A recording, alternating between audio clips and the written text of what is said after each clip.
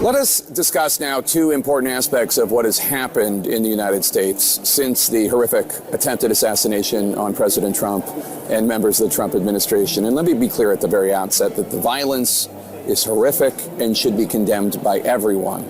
I'll get into the responsibility that we all have to help bring down the temperature in a second. But first, let me touch on the news today and what was perhaps inevitable, that the Trump administration would try to use Saturday's horrific act of violence to try to clamp down on criticism and free speech. Today, the president and the First Lady, Melania Trump, citing a joke that comedian Jimmy Kimmel made last Thursday on his show, tried to connect that joke with the assassination attempt. Now, there is zero evidence that the would-be alleged assassin heard the joke. In fact, authorities say the suspect left California for Washington, D.C. by train on Tuesday, so his trip to D.C. started long before Jimmy Kimmel told this joke on Thursday night, airing this pretend correspondence dinner skit. And of course, our First Lady Melania is here. Look at Melania, so beautiful. Mrs. Trump, you have a glow like an expectant widow. Earlier today, the First Lady tweeted, quote, "Kimmel's monologue about my family isn't comedy. His words are corrosive and deepens the political sickness within America. It is time for ABC to take a stand. How many times will ABC's leadership enable Kimmel's atrocious behavior at the expense of our community?" Unquote. This in response to a joke she did not like. This afternoon, President Trump followed with a Truth Social post that said, quote, "This is something far beyond the pale. Jimmy Kimmel should be immediately fired by Disney and ABC," unquote. There was more. But let us just take this moment and say, is it fair to judge Jimmy Kimmel's joke in light of what happened at the dinner 2 nights later? White House Press Secretary Caroline Leavitt said Saturday, shortly before the shooting, that President Trump's speech would be funny and there would be, quote, "shots fired," unquote, which, of course, when not taken literally, refers to humorous insults. Does anyone out there think that Caroline Leavitt had any idea what would happen? I don't. Does anyone out there think that Jimmy Kimmel had any idea what happened? What would happen? I don't. Now, do I think both, in retrospect, would choose their words differently? In retrospect, given what happened on Saturday night, of course. But this crusade against Kimmel was predictable because the Trump administration's attempt to use Saturday's shooting as justification to stop all critical coverage, whether journalistic or comedic, of Donald Trump, that started even before the ballroom emptied, because Carrie Lake, the election denier who's currently in charge of Voice of America, she approached a CNN table after the shooting and blamed journalists for the attempted attack and personally insulted one of our correspondents as a, quote, midget. She then went outside and trailed me for about a block. I was trying to ignore her. She was saying that I was responsible for what happened, CNN's responsible for what happened, and that unhinged rant by someone who, frankly, obviously needs help, is now being matched with social media posts and more from the White House trying to use this horrific tragedy to demonize any criticism as calls for violence. And the president has been making literal calls for violence since 2015. I'm not even going to go into them. You're familiar with them, but literal calls for violence. Now, a reminder that the president's tone immediately after the attack on Saturday was praised by Democrats and Republicans, and it was far more conciliatory. I ask that all Americans recommit with their hearts in resolving our difference peacefully. We have to resolve our differences. That sentiment clearly did not last long. And let us turn now to this deranged, alleged would-be assassin, whose writings clearly seem to be from someone on the left. And there is a problem with violence on the left in the United States. And there is a problem with violence on the right in the United States. And to debate which one is worse is honestly to avoid the problem. It's all awful. It all needs to stop. Now, there was a time when people who tried to justify violence against anyone were considered fringe lunatics. Today, a lot of them are called influencers. Social media companies have figured out how to commodify the hate that they push. It's pushed by these twisted algorithms, too. And politicians and pundits are increasingly lending their credibility to these influencers. And those politicians and pundits are playing a role in this, too.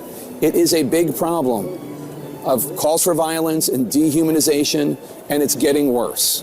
But it is not a problem to be wielded like a cudgel to try to stop journalism or jokes.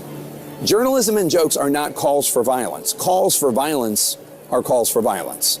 And far too many Americans in positions of power and influence are too blasé and too glib about those who make them. How profound. Where am I? There I am. How profound.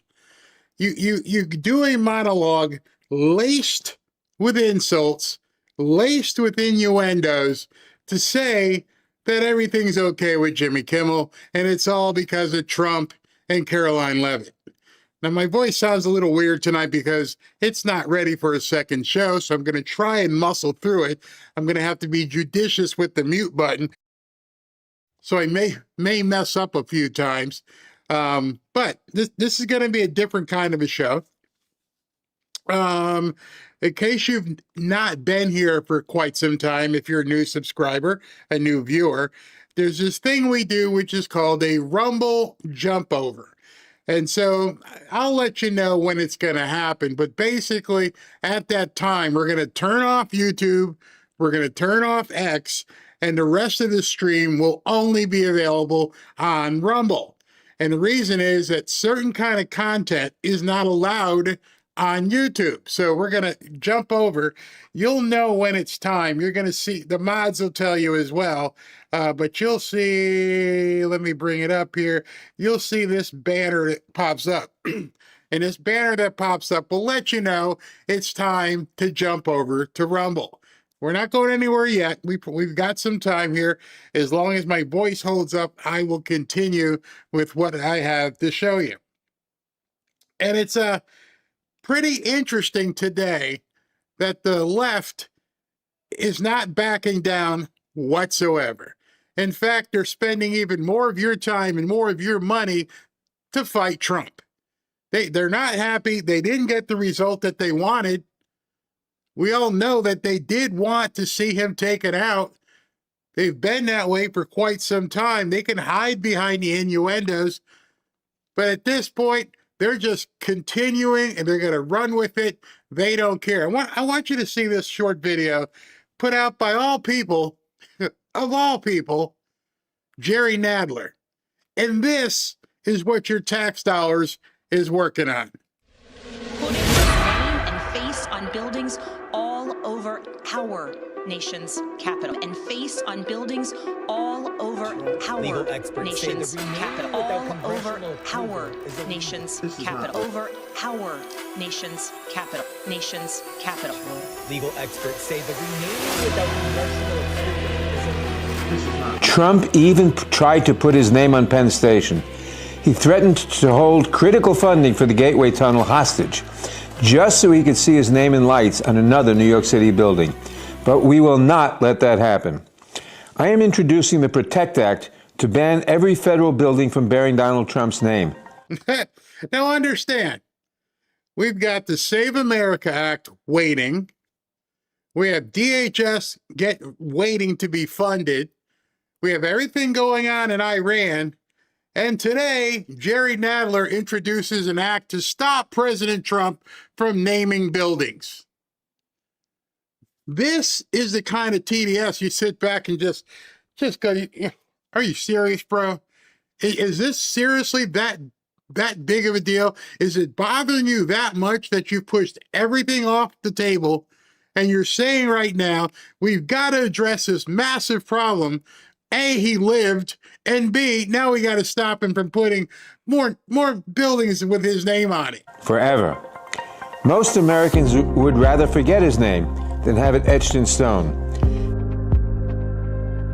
And in New York, we know exactly what to do with his name. Cutting ties with the president's organization and dropping the Trump name altogether. Residents at 3 New York City luxury apartment buildings are getting rid of their Trump signs and branding. There you have it. His name, his gold name, comes down. Now, I want you to know, you're seeing an extreme cases of TDS. And here's why you can understand how extreme it is. They're taking the Trump name off of certain buildings. These aren't buildings he owns. These are buildings where people bought the rights to the name, and they, the Trump Palace, Trump this, Trump that. And as soon as that name comes off that building, you see an immediate depreciation in value. The prestige, the cachet of having a penthouse, having a condo inside of a Trump building, just by being a Trump building, carried a lot more prestige and a much higher valuation. So every single one of these people that voted for the name to come off the building just got screwed. They screwed themselves. And some of this stuff has been happening for years. And I just sit back and go, all right, you can kiss your investment goodbye, idiots. We take it down. And we're not letting it come back. Not in New York, not anywhere in America. Enough is enough. Our public spaces belong to the American people, not to Donald Trump. If you are sick of seeing Trump's name defacing our federal property, support my bill to protect what's ours. Oh, way to go, Jerry. Got you off the toilet to do that. Man, these people are whacked. They can't even help themselves. Today, just a couple days after an assassination attempt, here we go. Right back to it. And let's get real about what's happening, because these people are crazy. Across America, he said. Not just in New York, across America. So after yet another assassination attempt on President Trump, do the Democrats show any remorse? Are they showing anything where we need to really not just calm down the rhetoric, as I was telling you? That's bullcrap. We need to just stop the insanity. We need to stop the innuendos, the threats, the TDS. Nope, they're not going to do it. They're not turning down the hate. In fact, what they're going to be doing is turning it up. They're getting more smug, more brazen, and they're, openly downright defiant. I've seen a lot of this in business, but this takes the cake. Caroline Leavitt, our pregnant White House press secretary, stood up and read the receipts. She quoted the Democrats word for word. Didn't even need to put any interjection into anything. And they lost it today. They went absolutely crazy. I want to share this with you. And this is, I believe it starts with Harris Faulkner. Listen to this. Governor Tim Walz, Congresswoman Alexandria Ocasio-Cortez, just a few of the Democrats who put out statements condemning political violence after the shooting. They say it is far too pervasive and has no place in America. Yet, we've heard this from those very Dems. Is Donald Trump an existential threat to democracy? He is an existential threat to democracy. The former chairman of the Joint Chiefs of Staff, Mark Milley, said, "No one has ever been more dangerous to this country than Donald Trump, and he is a fascist to his core." Let that sink in, and don't be a damn bit afraid of saying it, because that's exactly who he is. An authoritarian, criminal presidency fueled by corruption and bigotry, and an ascendant right-wing extremist movement. How are we supposed to react to that? Better yet, how are the people who are subjected to this? The tens of thousands of people who go to some of their rallies, who hand up the signs for Zoran the Great. How are we supposed to get through these people's heads that they've been bamboozled, that they've been hoodwinked? We can't. And these people are not going to allow it. See, that's the bigger issue. They are never going to allow people to understand that they've been lied to. There's your problem. They can't get off the rhetoric. They can't tone down the threats. They can't.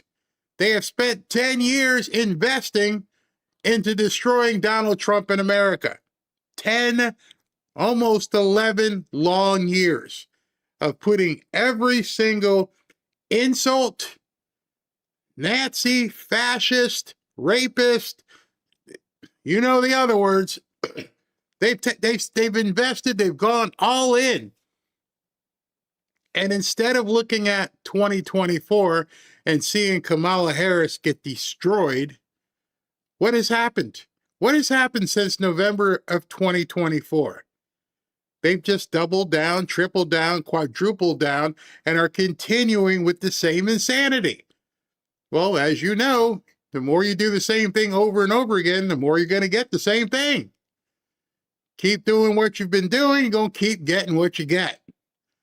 There is no end in sight for these people. So there's no possible way they can pivot. I don't expect it. You shouldn't expect it. Let them just keep going on with the insanity because it's not working. That's the big problem they're having right now. It's not working. Forget the polls. There's nothing that they're saying that's moving anything.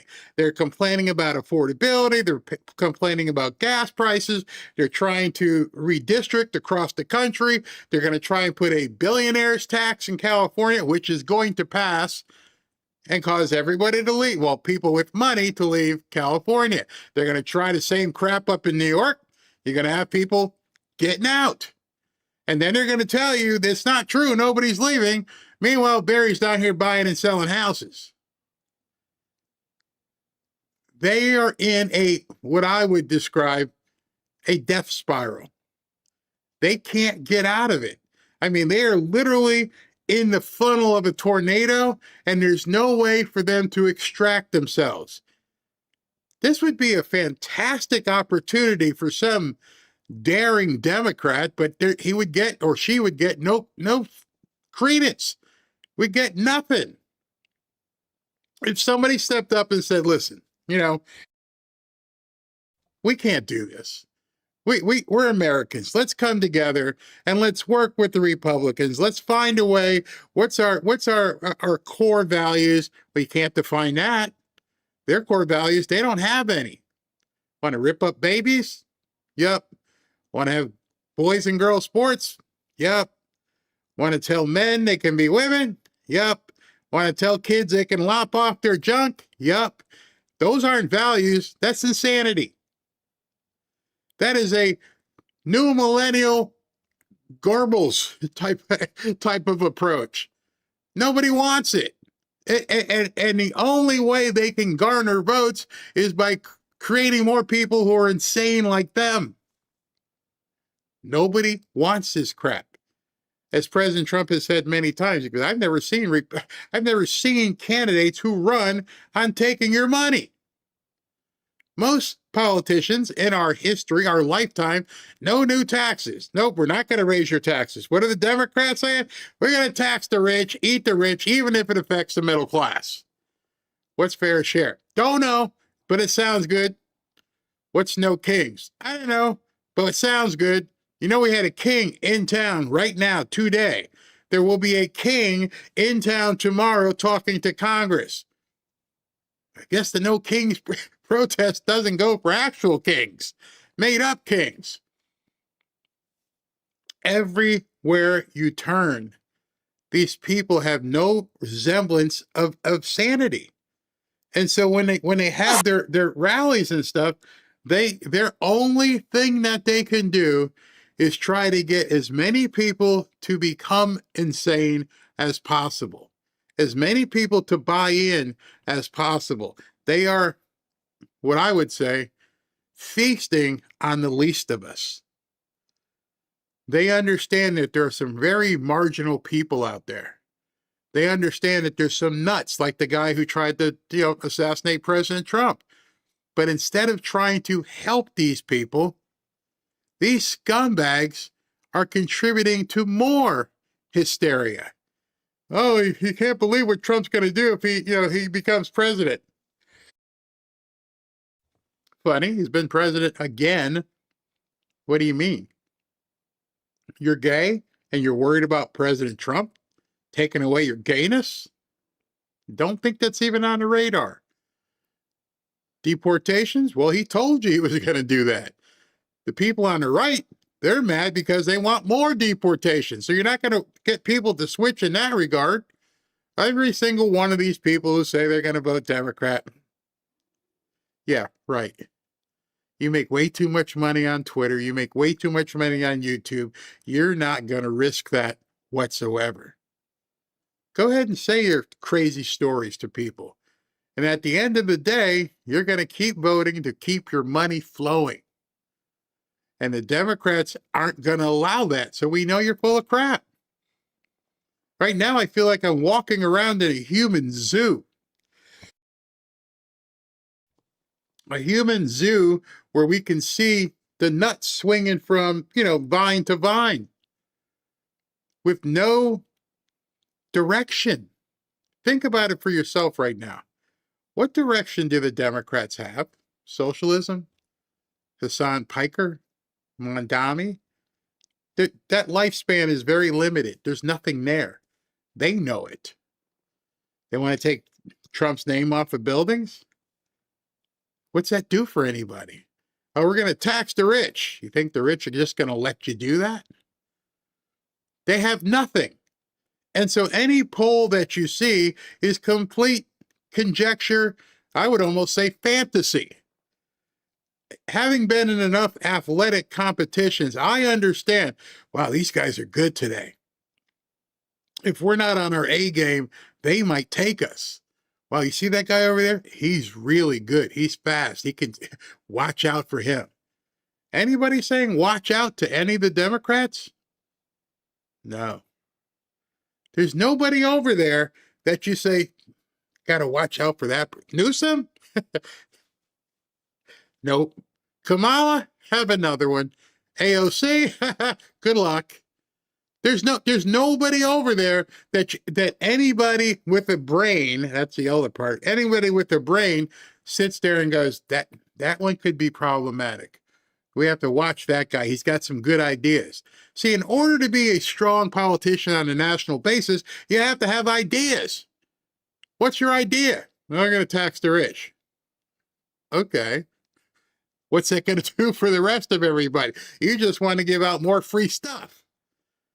You got anything you can do? Talk about the economy? Anything? Oh, Green New Deal. Yeah. Next, we tried that. Anything else you got? And in fact, you can begin doing that in terms of your ability to wage warfare with these nuts is start laughing at them. Let other people know you're a buffoon. You're a joke. They're trying to do it to you. They're trying to look at you in the face and laugh. We can't let that happen. Continue here. Send a loud message to President Donald Trump that his authoritarianism is no good here. Wow. Can you imagine any other country on this planet that has as much freedom of speech as we do in America? Just look at that and look at the hate. But still, we go forward as a nation. Some in the party, though, are taking a stand, a strong one. One Democrat congresswoman posted, quote, "Please stop trying to murder the president." Jason. That woman there will be run out of town. She will get no donations. She will get no support because as far as they're concerned, she waved the flag, the white flag, to the enemy. Now, many of you who were with me earlier today in our show, we heard Caroline Levitt talk about how crazy these people are. I played this for you yesterday. I think I have it on repeat here. Yeah, I want you to hear this. In case you haven't heard it, get used to this. We are in an era of maximum warfare. Everywhere, all the time. Maximum warfare everywhere, all the time. He didn't stutter. He smiled smugly and brazenly. He meant every single word he said. Maximum warfare everywhere, all the time. Yeah, that's what he meant. That's what they all mean. Don't let him come back now and try to... Oh, I'm sorry. He didn't try to hide it. He actually made it worse. Listen to what Caroline said first, and then we're going to listen to what this idiot said. It's not just the media, it is the entire Democrat Party has made their pitch to voters across the country that Donald Trump poses an existential threat to democracy, that he is a fascist, and that they compare him to Hitler. I mean, these are despicable statements that the American people have been consuming for years. Just imagine. I bet you there are a lot of, well, there are not many left at that time, but if you've ever met a Holocaust survivor, if you ever talked to somebody who went through the Nazi era, they will tell you there is no friggin' way you could have stood up on a soapbox and called Hitler names. Well, mate, you probably could have done it. You'd have been dealt with pretty quickly. You know what fascists really do. Liz Warren, we're worried about being in a fascist state. Well, what would a fascist do to you? Adam Schiff, he's running the dictator playbook. What would a fascist dictator do? You have to be really stupid to be buying into the stuff that they're saying, because the second half of the question would be, well, if he's an authoritarian on steroids, as Ed Markey said, what would an authoritarian on steroids do if you said he was an authoritarian on steroids? He would probably separate your head from the rest of your body in public so that the other Democrats would know, don't go there. When Ayanna Pressley says, we'll see you in the streets. When Monica McIver says, we are at war.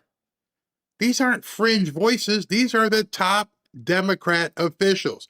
Even Ilhan Omar, who they're recycling a video where she said, you know, we almost at war. We're almost at World War XI.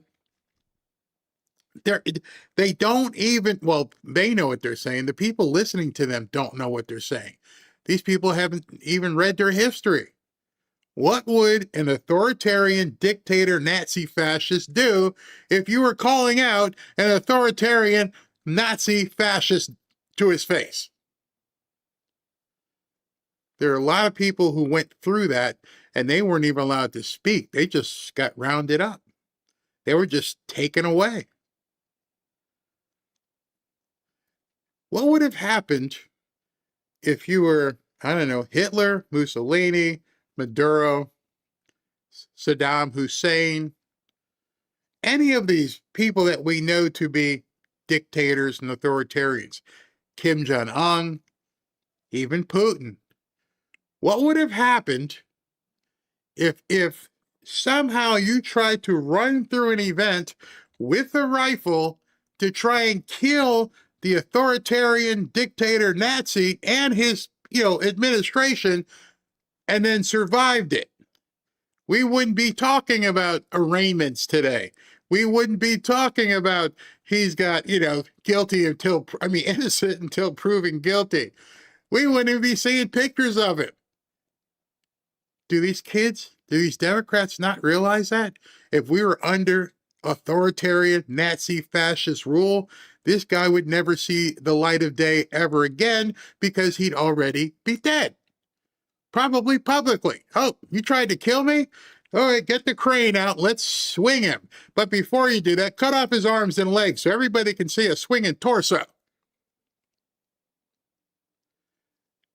If you're talking about somebody being Hitlerian, authoritarian, Mussolini-like, you sound stupid because any one of those people would have drawn and quartered that guy once they went ahead and caught him. This is America. We don't do that.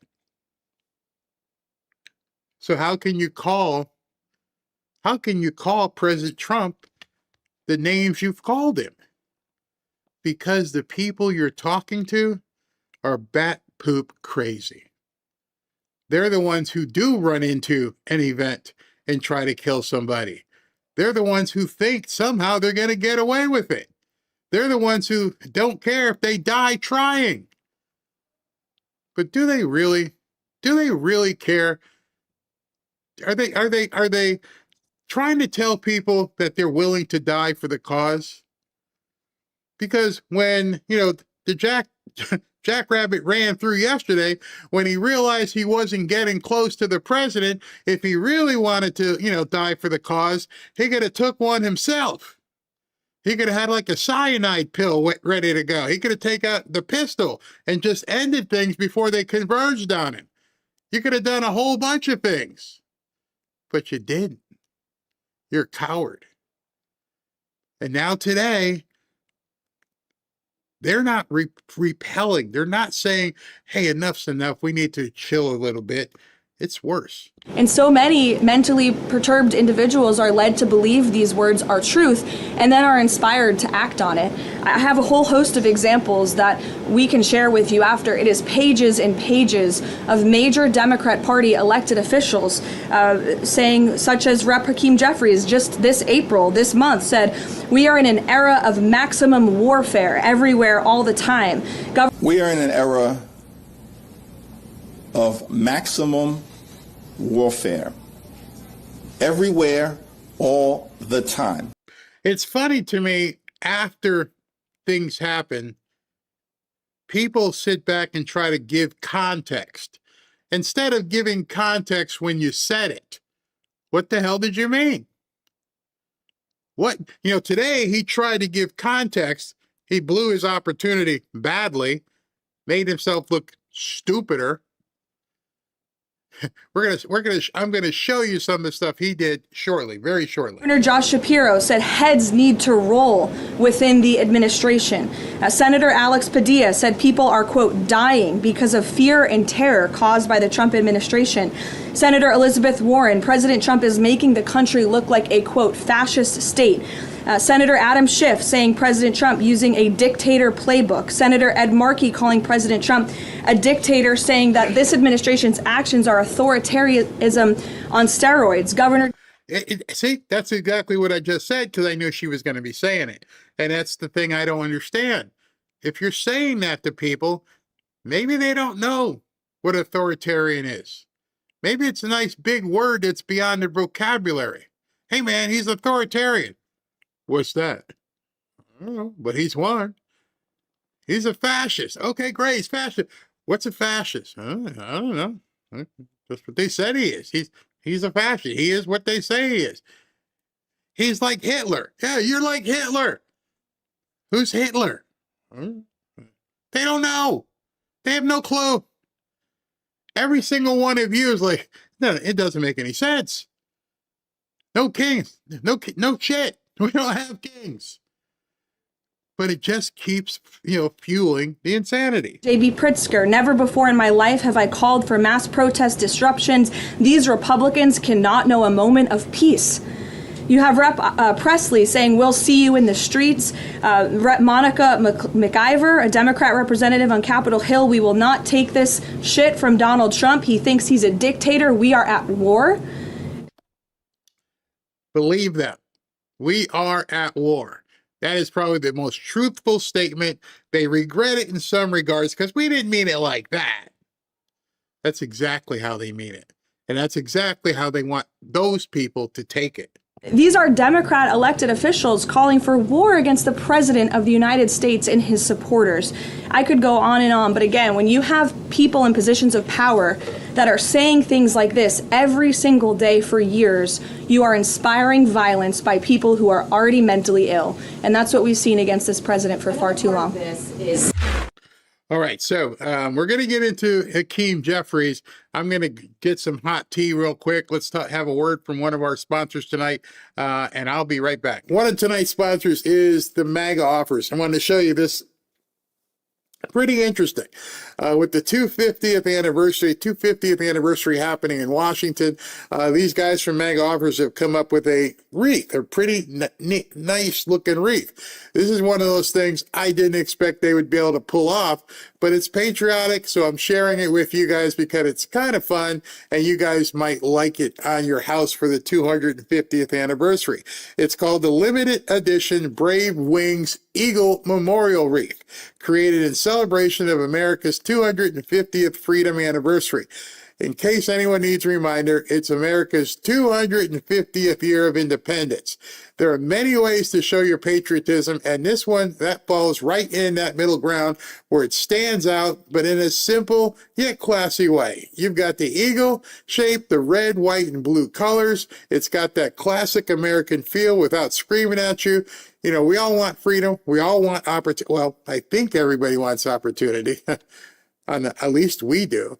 We all want to live in a country we're proud of. Again, I don't know if that's all of us, but you do. That's what this represents. Without picking a political side, it actually looks like a nice collector's item, not a throwaway decoration. For you guys out there, let's be honest, the women in your life would love this on the front door.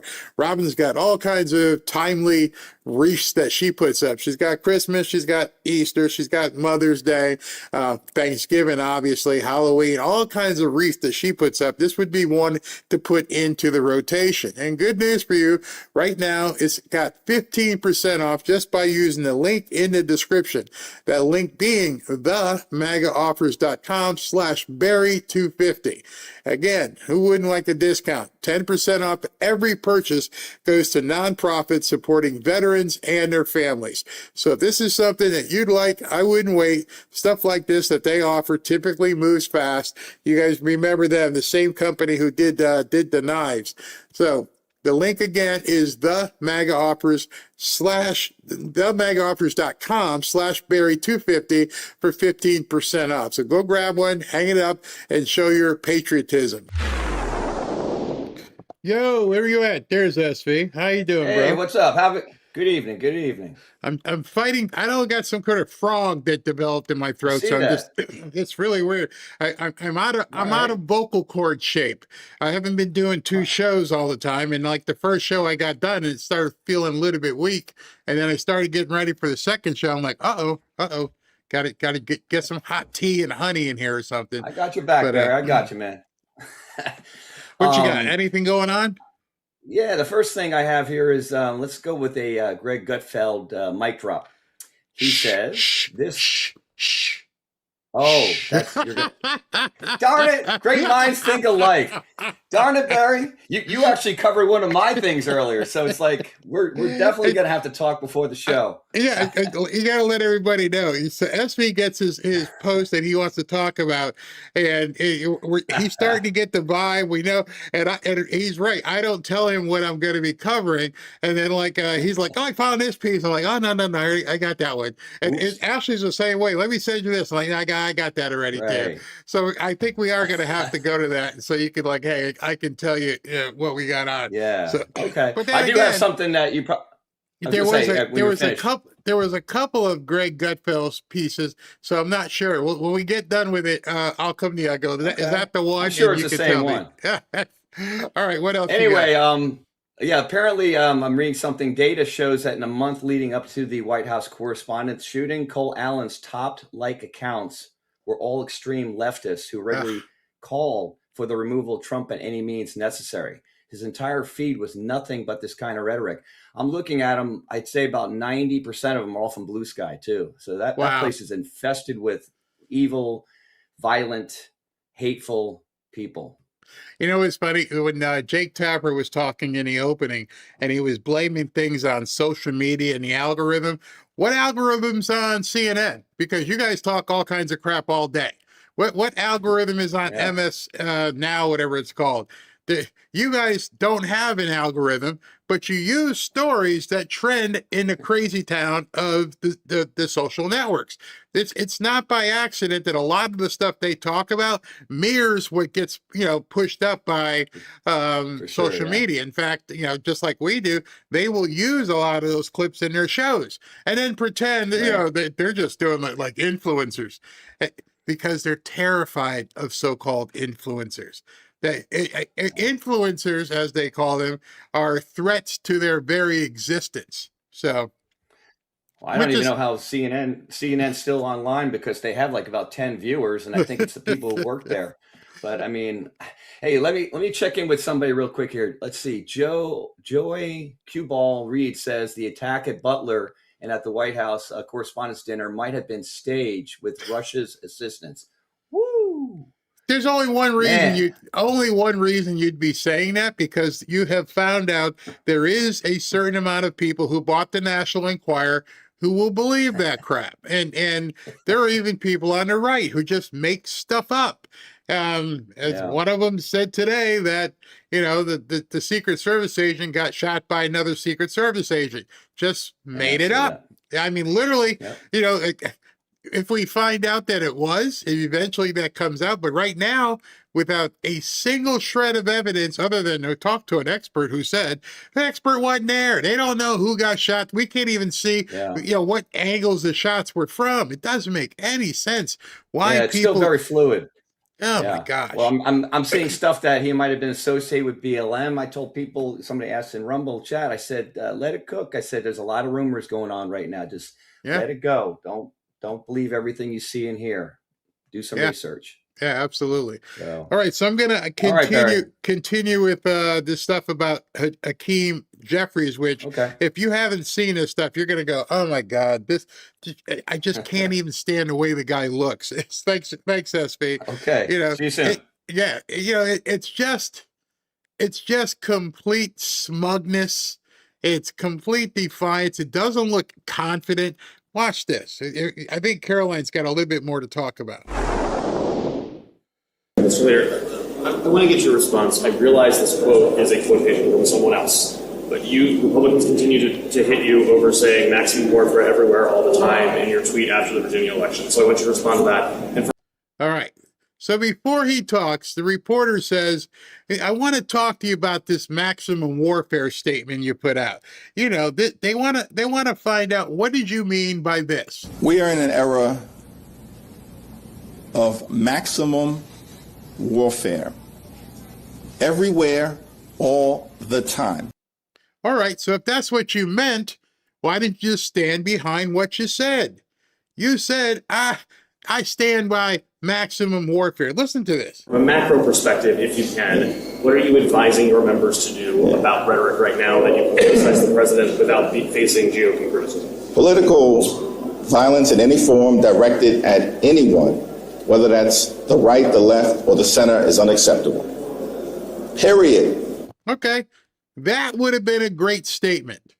That would have shown leadership. Thank you very much. I got to go to my next meeting. That's it. Political violence against anybody is unacceptable, period. But he didn't stop there. He decided he was going to bring a giant backhoe out and dig a hole that he could have put the entire Democrat Party in. Listen to this. Full stop. The notion that any of us are concerned with so-called criticism from these phony Republicans as it relates to anything that has been said, certainly as it relates to the comment related to maximum warfare everywhere, all the time, in connection with the redistricting battle that Republicans launched. Okay, so now he's qualifying. I didn't mean actual warfare. I mean against the redistricting. That's what I'm talking about. You guys misunderstood me. Funny. Why did you say that? You could have said maximum warfare everywhere, all the time, just about the people who are trying to redistrict. You could have said that. You didn't say that. It was a call to arms. You got caught. You got caught dead to rights. Stand by it. You can continue to criticize me for it. I don't give a damn about your criticism.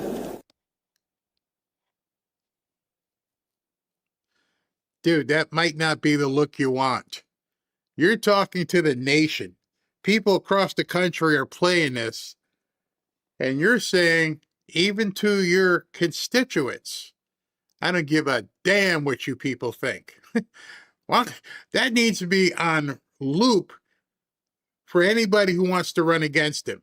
I would say this guy got to Washington and he decided he knew better. He don't give a damn what you think. His words. I don't care about your criticism. Oh. Wow. Wish I'd known that, if I was in his district when I was voting for him. Don't criticize me. Leader, I know you said you stand by your comments. At the same time, you have been the subject of threats as well. So with respect to this comment about maximum warfare, even if it's about redistricting, why not tone down the language here in this moment? All right. So pay close attention to the pivot that he does here. The reporter says, even if you meant it differently, why don't you tone it down and, talk differently or leave? The best thing at this point you could have done was leave. I don't condone violence of any sort on any politician ever. Full stop, period, like he said. Be done with it. But see, reporters are astute enough to see that somebody's riled up. Somebody is a little upset and he can't wait to explode on you.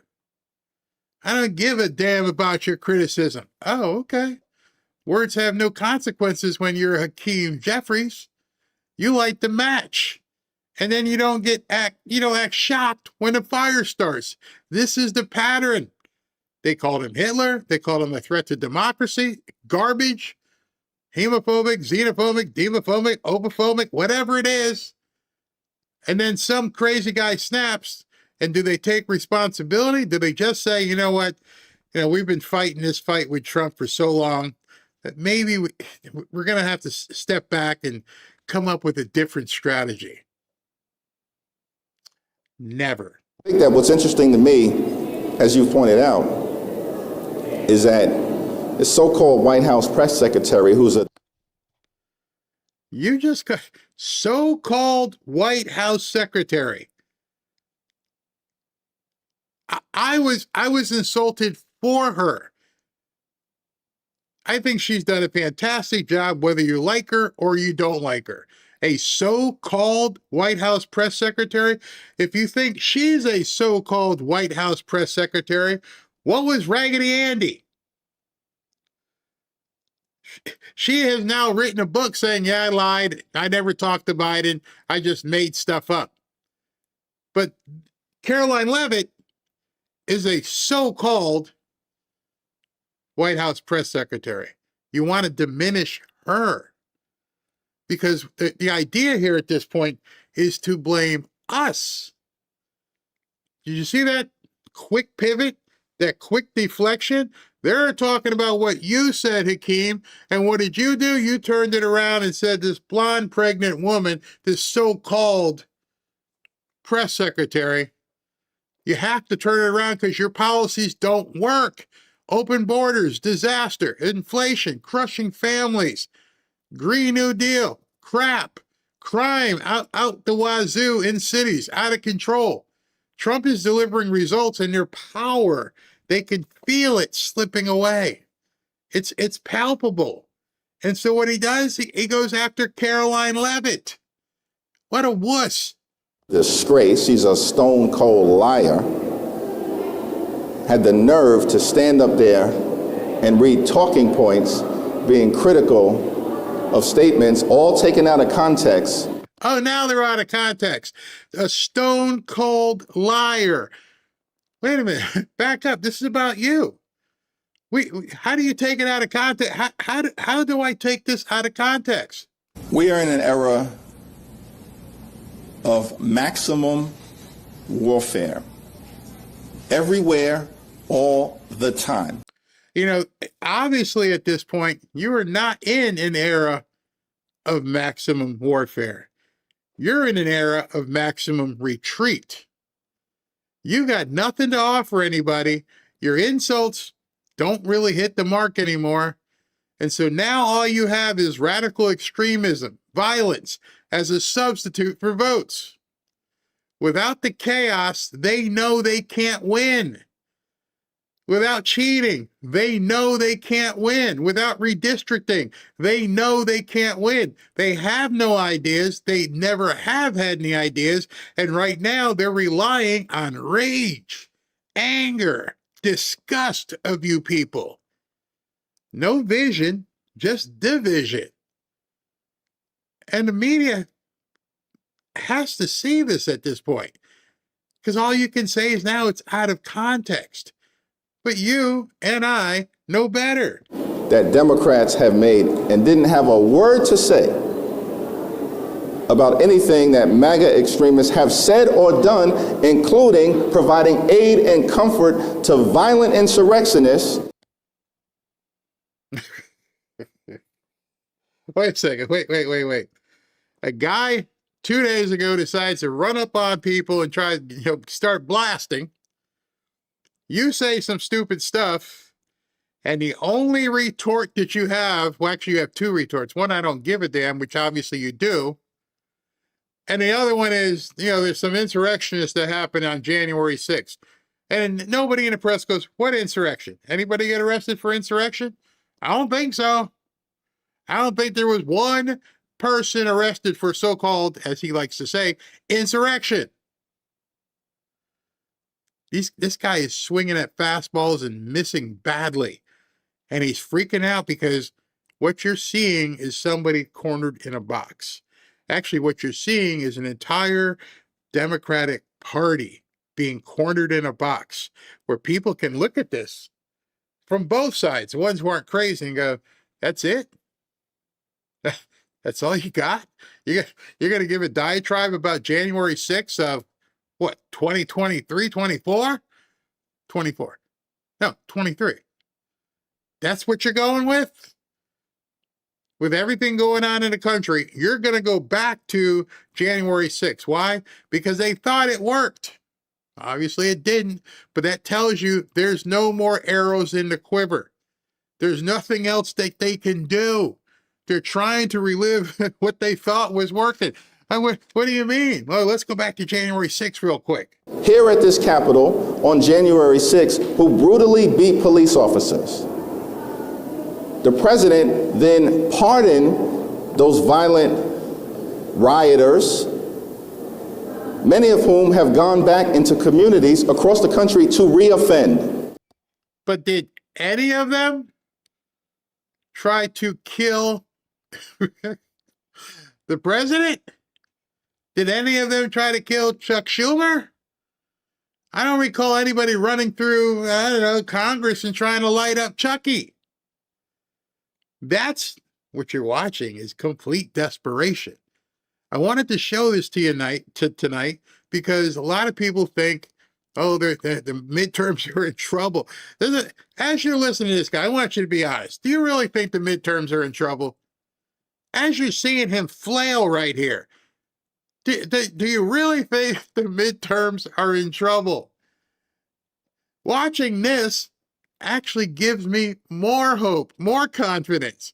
It tells me Donald Trump is still standing, still fighting, still delivering for every forgotten American, all the boomer conservatives, the MAGA warriors. He takes bullets literally and keeps going, and he causes these people to devolve into a cesspool of insanity.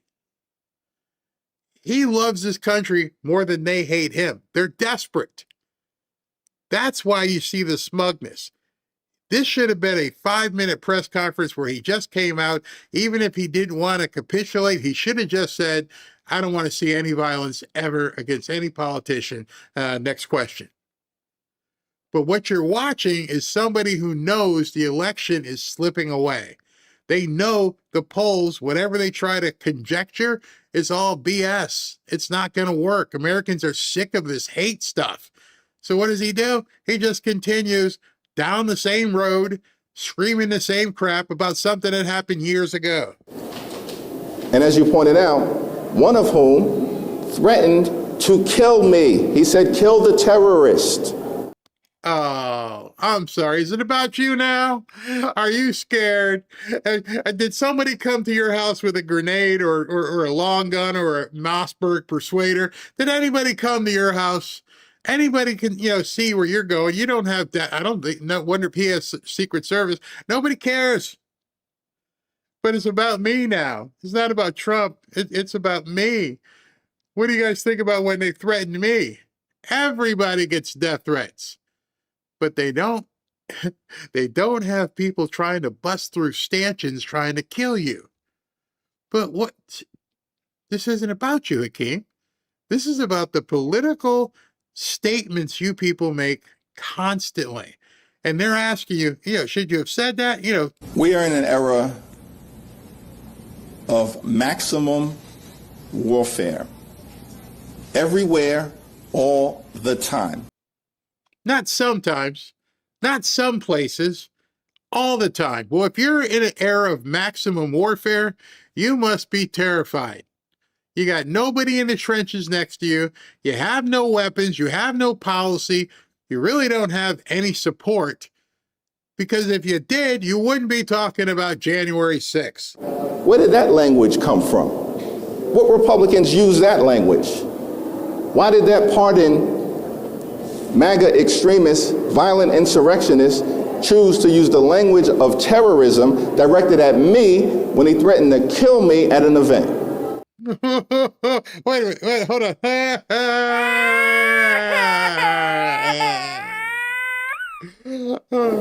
And so how can we take them seriously when they raise these partisan attacks?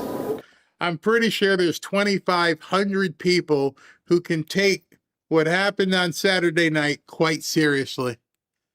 A lot of them probably Democrats who were in the way that if this guy had gotten his way, would have indiscriminately taken some shots.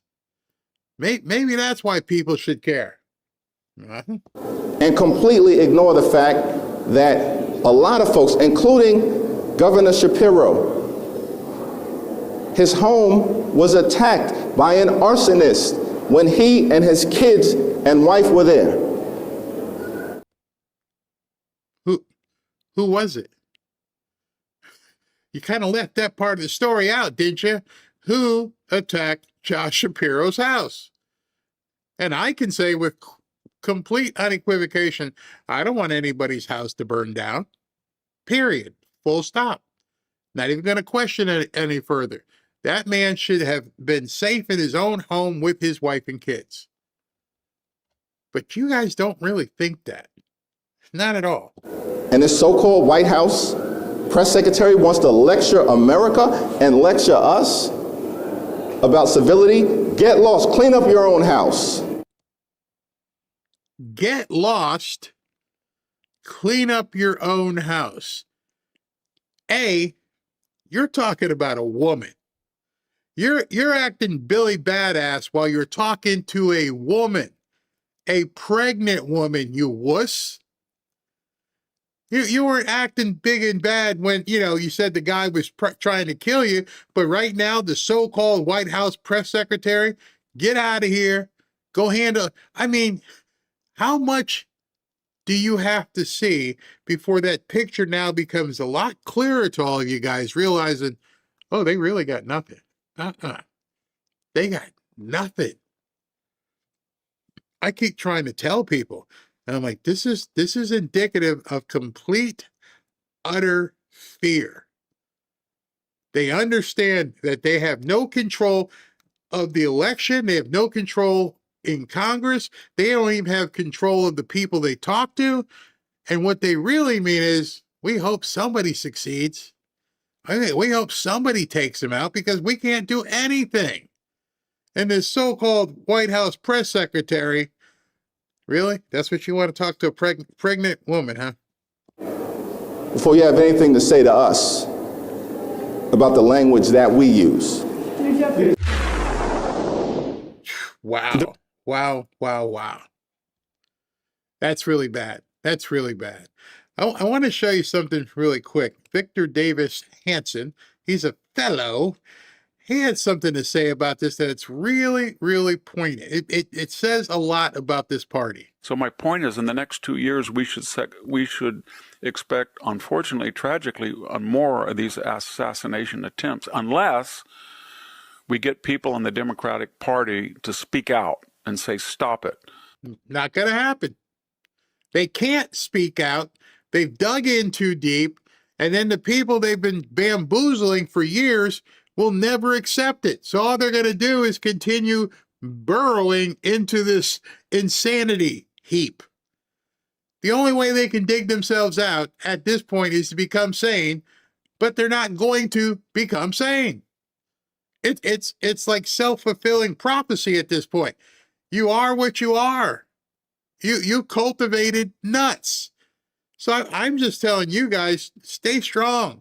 Understand, it is not like the panicans want to say, because you're looking at your opponent.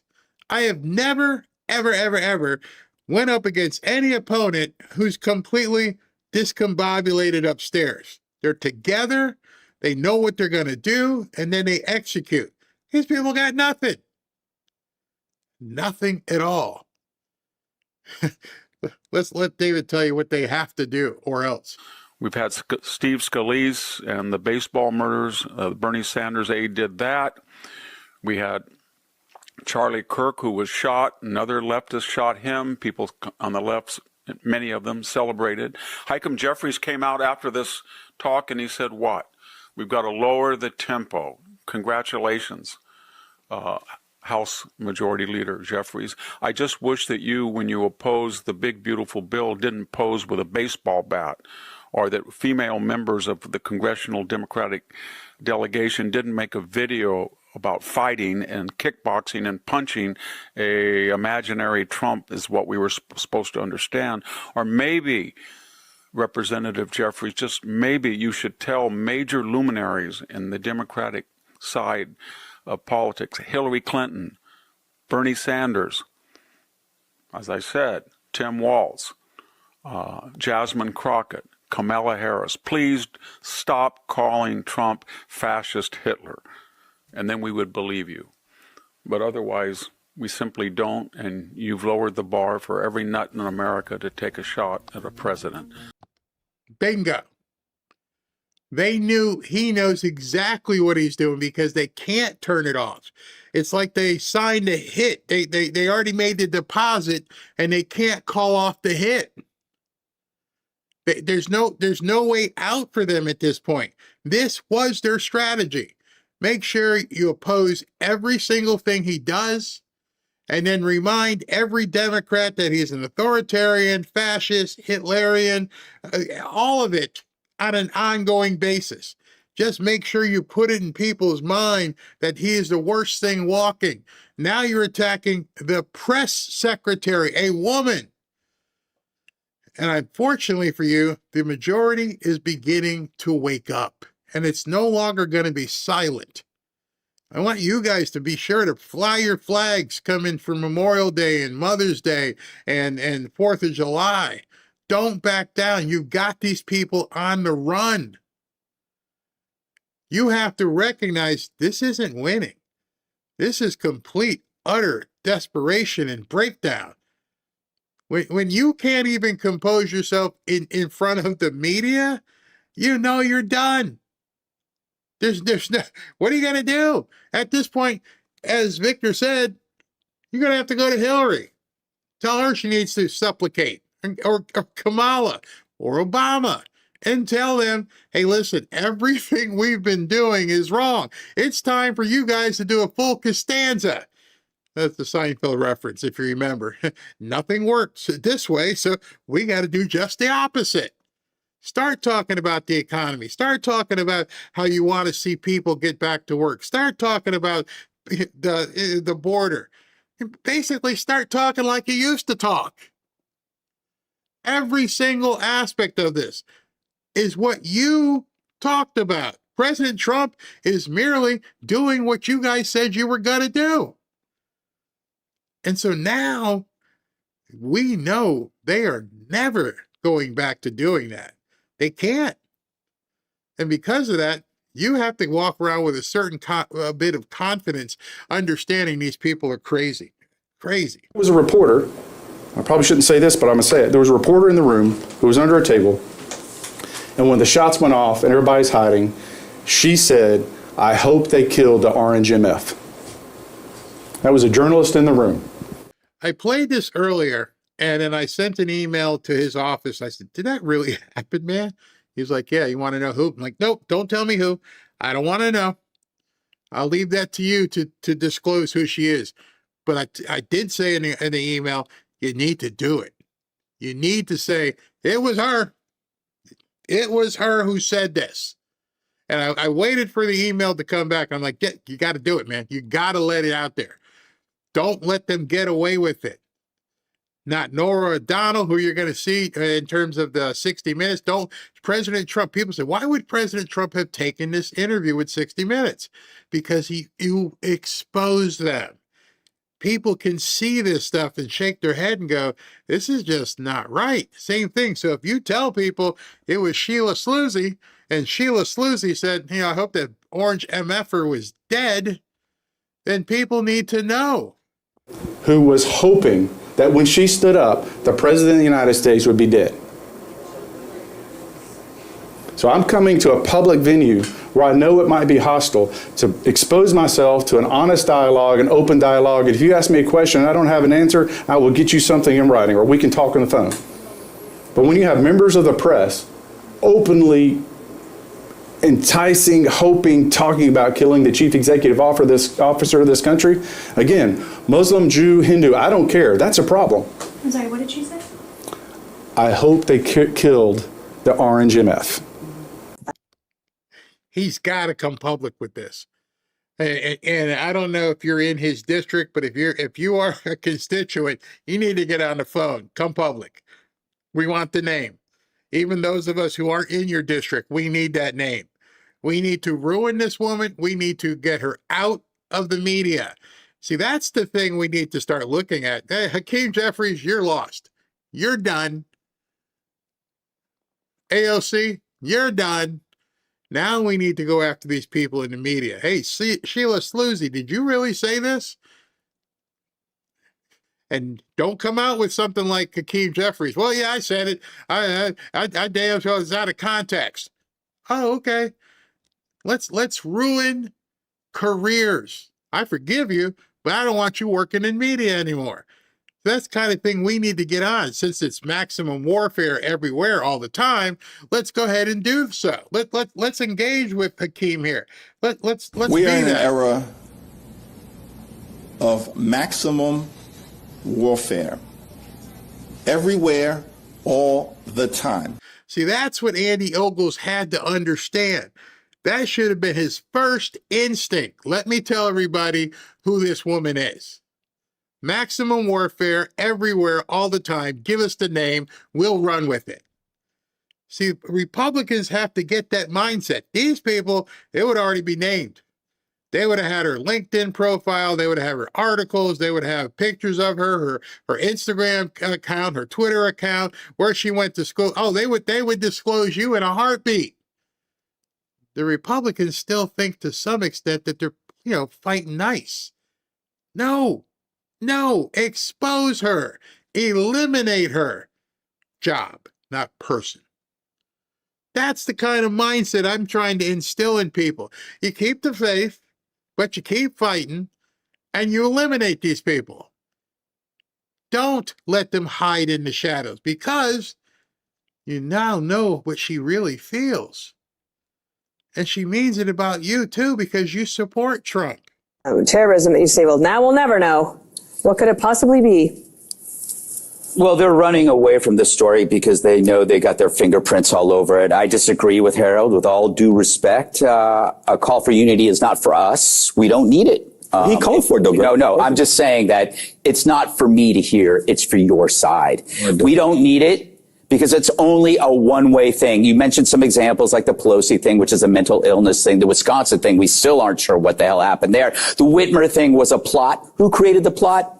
That would take an entire special to go under. I disagree with Jesse. This guy did hear voices. They were Tim Waltz's, they were Ted Lieu's, they were Brandon Johnson's, they were CNN's, they were The View, they were MS Now. Okay.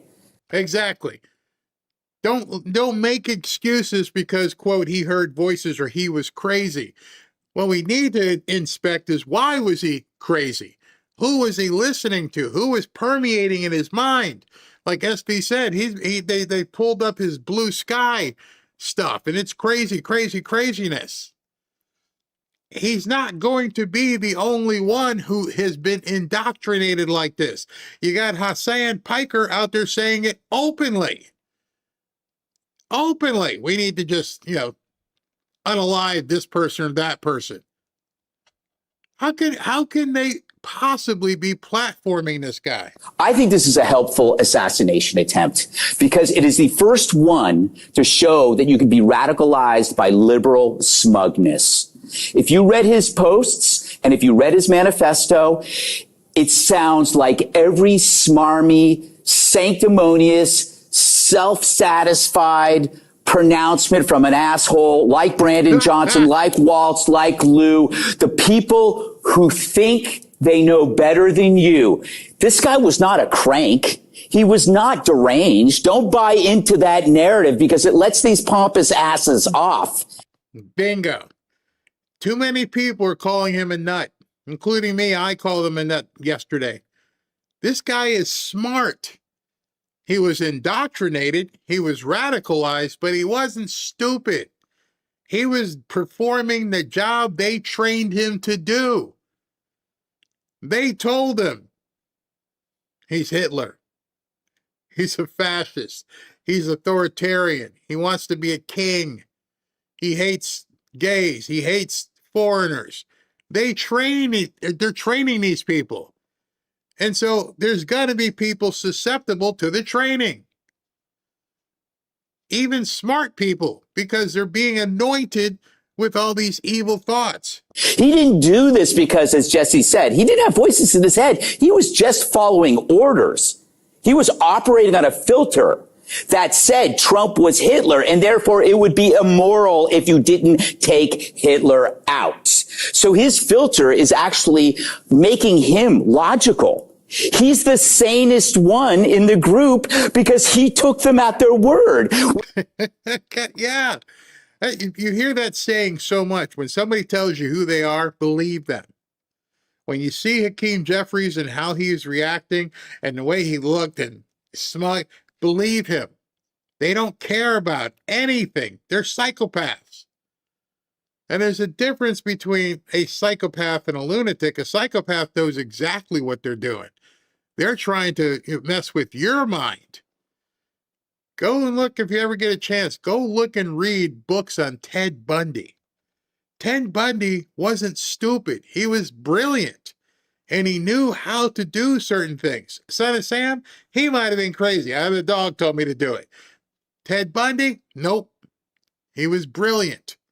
And in the mind of these psychopaths, if they can get you and manipulate you to a point where you're vulnerable, then they'll go ahead and take advantage of you.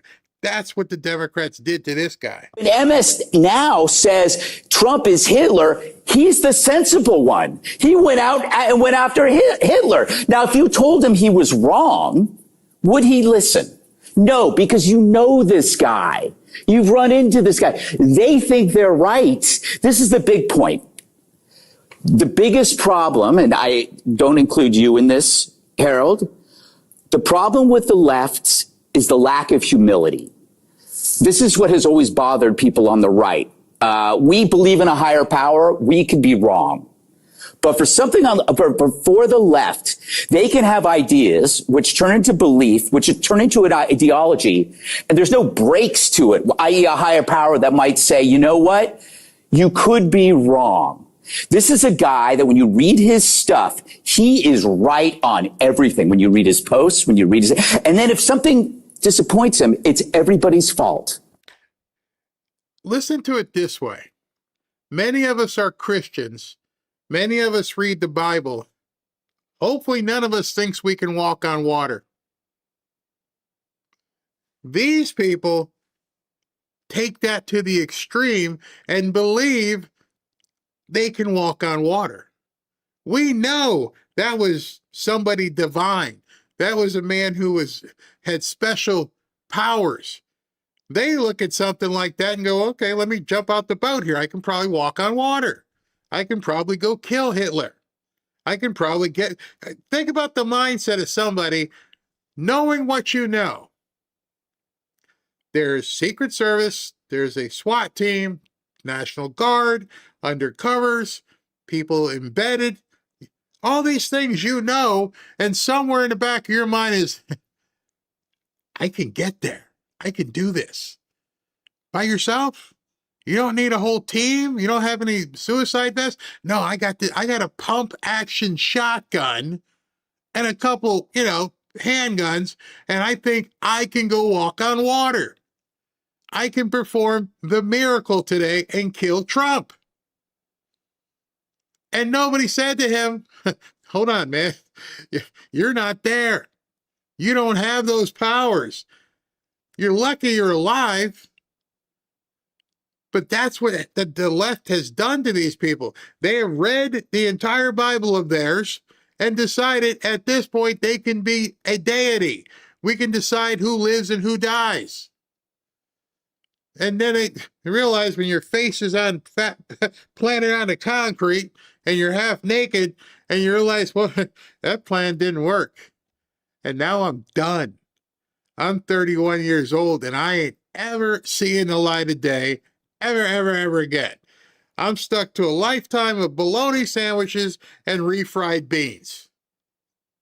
Good luck.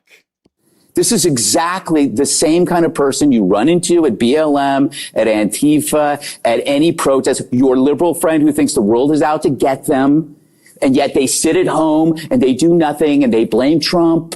This event exposes that. It also exposes the myopic egoism of the media, who in the run-up to the dinner said, you know what, it's really about a threat against the press. And who brought on the threat? Well, it's this orange demon, Trump. But it turns out the guy who's getting shot at isn't the press.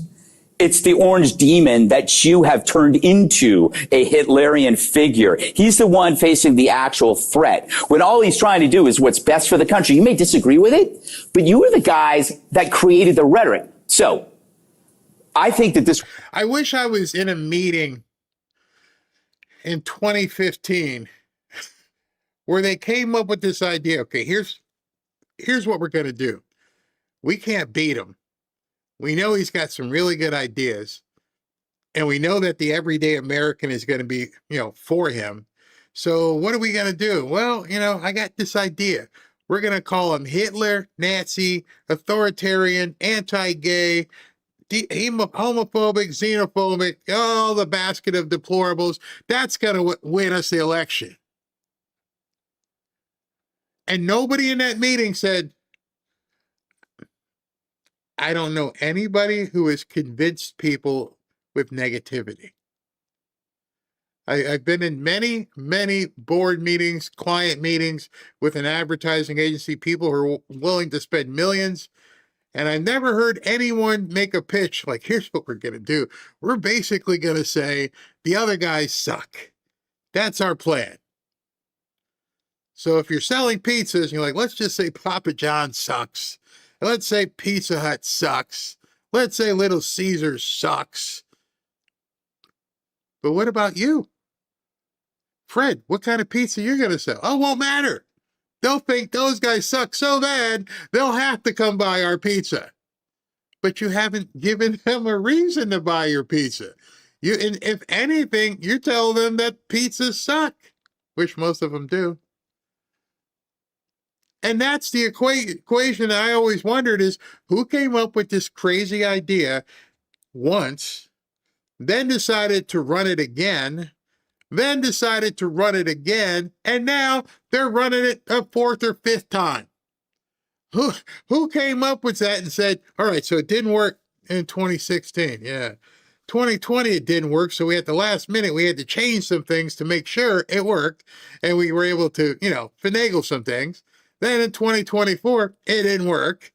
But now here we are in 2026. Let's see if it works now. That's exactly what they've done. They just recycled the exact same stuff. People are 4, 5, 10 years older, and we're all sitting around going, didn't you say this in 2015? What about deportations? What about this? What about that? What about boys becoming girls? I don't worry about that. Trump sucks.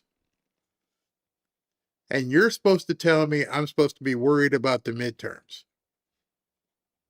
It was a helpful assassination attempt because A, nobody got hurt. I'm not going to go with the conventional thing. Thank God, thank God, thank God. You can't write this off as a deranged person. And that is the lesson. You can learn how rhetoric turns into action, how there are security lapses in a hotel. How the hell was he not shot? Did he just trip?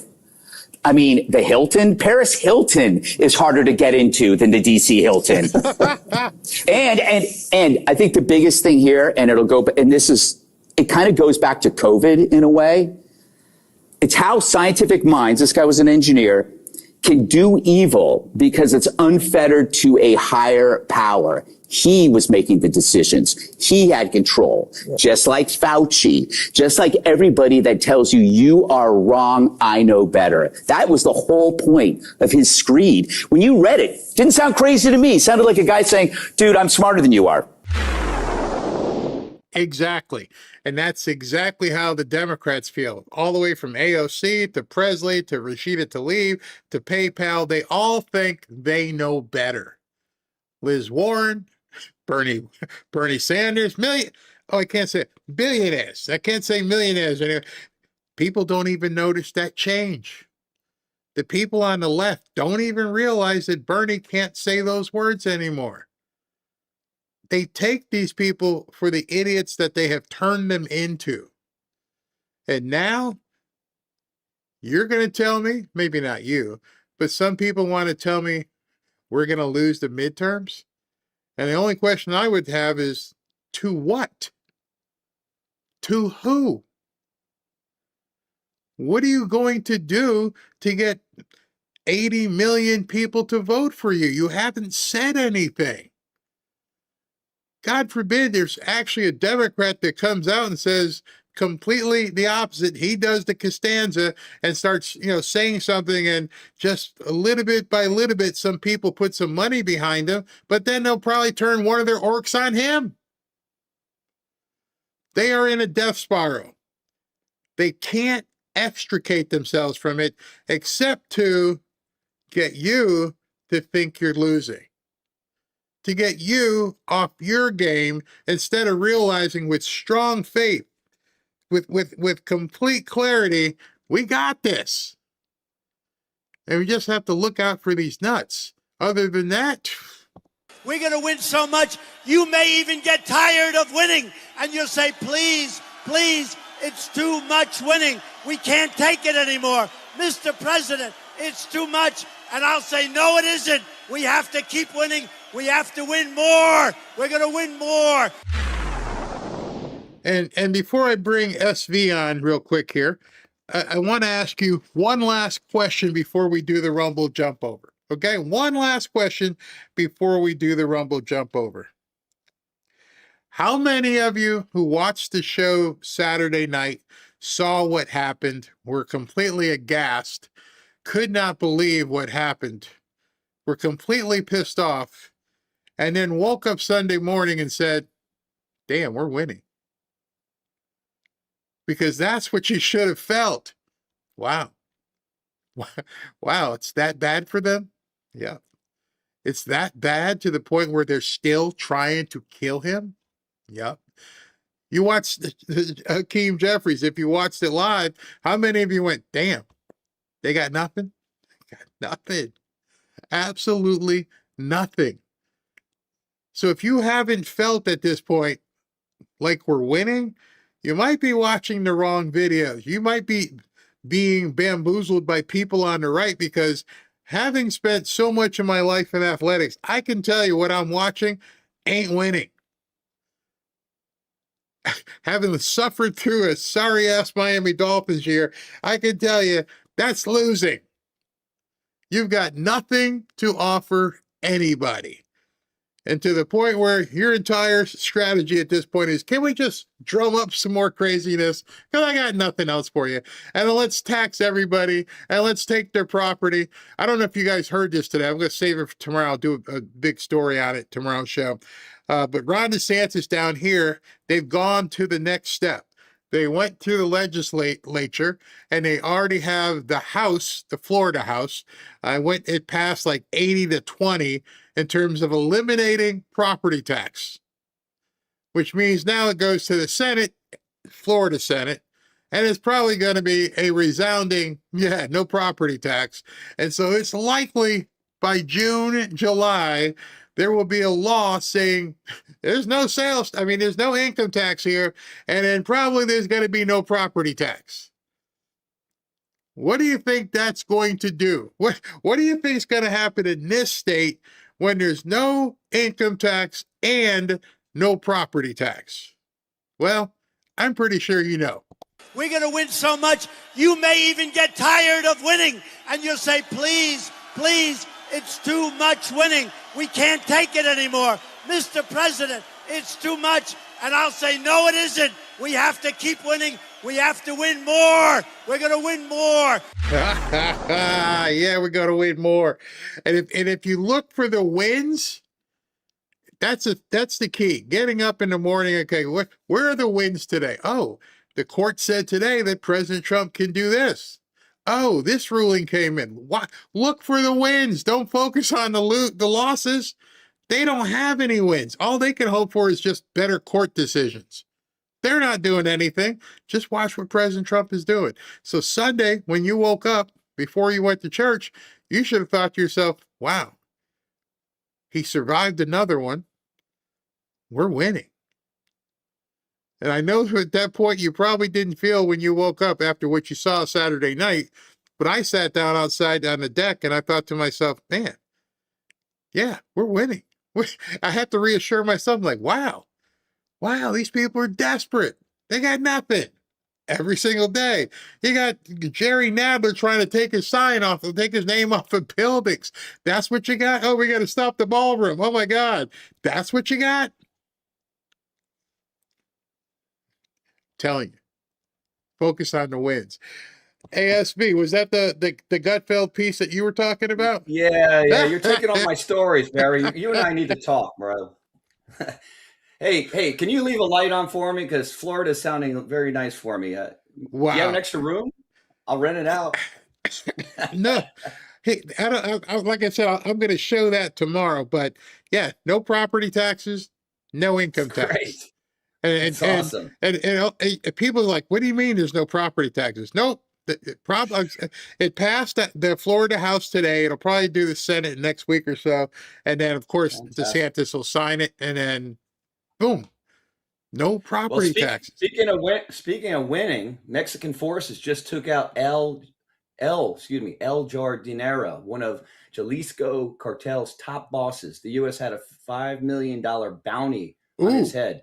Someone's having a very good week. Go Trump. That's how you do it. I think I know what that's called. We're going to win so much, you may even get tired of winning. And you'll say, please, please, it's too much winning. We can't take it anymore. Mr. President, it's too much. And I'll say, no, it isn't. We have to keep winning. We have to win more. We're going to win more.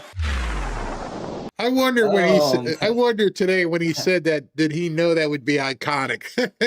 He's not going to be able to take it. That's the best meme other than the slap. Yeah, the slap. All right, so here's what happens. I'm going to do super chats. And once I'm done with super chats, I'm going to put the break music on. And when I put the break music on, you're going to wake up and be, hopefully you'll be in Rumble. That's all you got to do is go to that URL right there. And so I'm going to do super chats I'm going to do super chats right now. So let me put that back up. So you guys, okay, you guys that want to jump right now can go ahead and do so. And we can do that. Meantime, let me go ahead and get the get the super chat thing ready. Now understand, just so you guys know, the chat over on Rumble is different. I'll try to get some of the stuff on the screen, but it's not as proliferate as it is here on YouTube.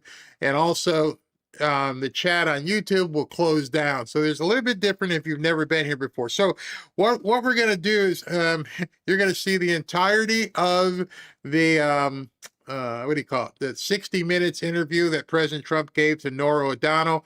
I've got it uncut. I mean, I may interrupt it a few times because there's some funny spots in there that you won't believe, but we'll show it over on Rumble. That being said, let me get this. And of course, just to let you guys know, there will be some musical interlude before the video because I like to do that. And I've got a special song, especially dedicated to the media today. So let's go ahead and take a look at this. Let me move it over so it's right there. And we're in good shape. And Again, if you want to jump over to Rumble now, you can do it. Buddy Sanders, New York is lost. How long has Nadler been in office? Put it this way, he was, I was going to say he might have been skinny then, but I think it was just the opposite. Pekovsky, wow, bang, bang, bang, 3 in a row. Wow, thank bank for more. Thank you. I didn't forget about your hat. I didn't forget about SB's hat. I told you last weekend Ashley was here, and I got lazy because we spent so much time together. And Saturdays is my shipping day, so I will get them out this weekend. Thank you. Nicholas Lavonicus, yes, I got your email as well. Barry and family, I have said it before, the Democrat Party has gone bad. Yep, it stinks. It really stinks. It's rancid. Mr. Pugs, Hakeem Jeffries is a so-called human. Exactly. Tania, Barry, Hakeem Jeffries equals Lurch from the Addams family. Chiosop, Trump changing ice to nice, national ice. Actually, the SV used to say that quite a bit, so I wonder if they have watched the show. Where did I go? Okay, Lisa, Nick Shirley used this fabulous quote by Mark Twain. The truth has no defense against a fool determined to believe a lie. That...